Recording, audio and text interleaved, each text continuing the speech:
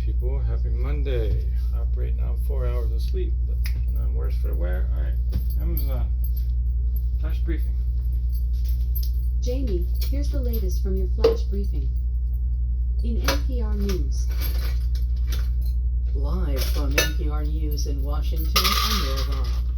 Former President Donald Trump's legal team is up against a deadline today to respond to the Justice Department's proposal for a protective order in the election interference case.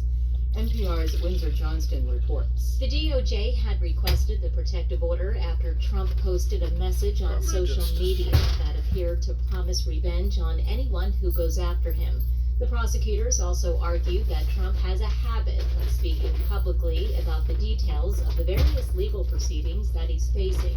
Those include a barrage of criminal charges in New York City, Florida, and Washington, D.C.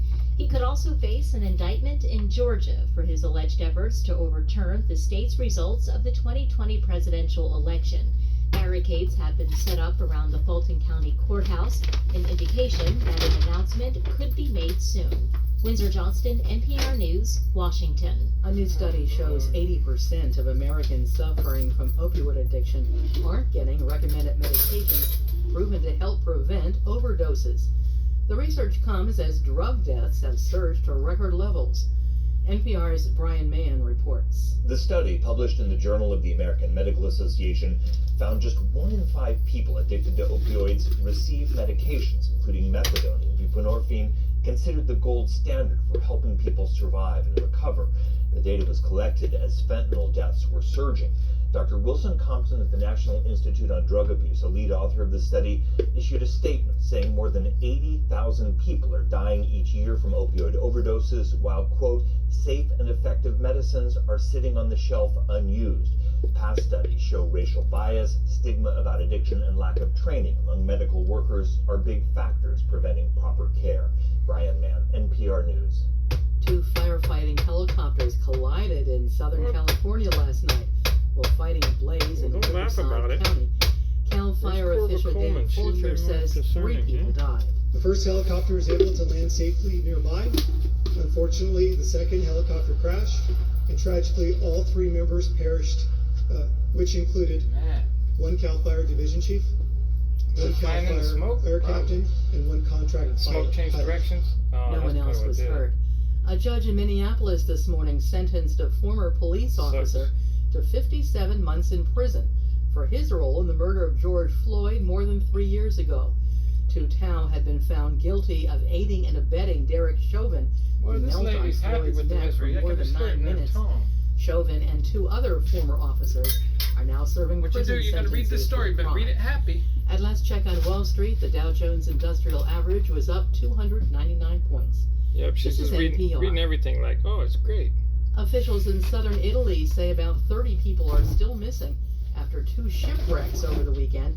Dozens of people. Do you hear what you're reading? 2 people died.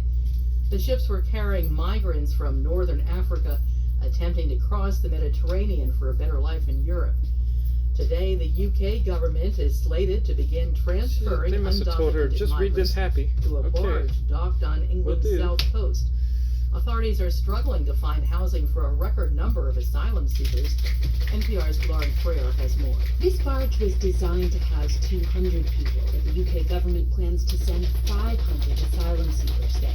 Transfers have been delayed amid concerns over fire safety.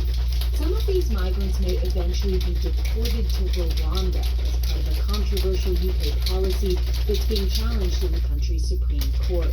The government is also considering as Plan B the possibility of shipping them to a British island in the South Atlantic. This is all part of UK Prime Minister Rishi Sunak's efforts to stop asylum seekers from crossing the English Channel. Starting in January, anyone who offers jobs or housing to refugees will face fines. That excludes Ukrainians and others in government-sponsored programs. Lauren Freyer, NPR News, London.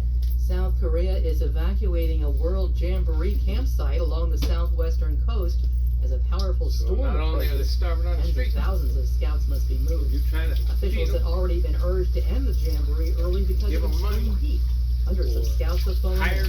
I'm Laura Rom. You get in trouble. There's a new way to support this show and other media.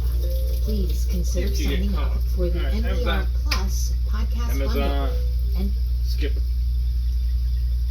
In NASA news, 4 crew members now are assigned to launch on NASA's SpaceX Crew 8 mission for a long-duration stay aboard the International Space Station.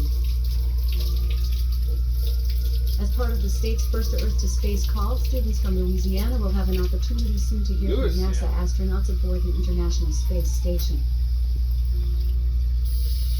NASA and Axiom Space have signed an order for the 4th private astronaut mission to the International Space Station, targeted to launch no earlier than August 2024 from the agency's Kennedy Space Center in Florida. Sitting in a tree. Lewis and Anna. Lewis. A Northrop Grumman Cygnus resupply spacecraft is on its way to the International Space Station with more than 8,200 pounds of NASA science investigations and cargo after launching at 8:31 p.m. EDT Tuesday from the agency's Wallops Flight Facility in Virginia. NASA will host a news conference at 2 p.m. EDT on Tuesday, August 8th at the agency's Kennedy Space Center in Florida to provide Artemis II mission preparations and crew training updates.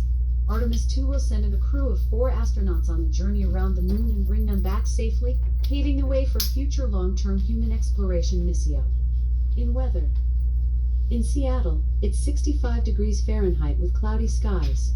Today, you can look for lots of clouds, with a high of 76 degrees and a low of 60 degrees.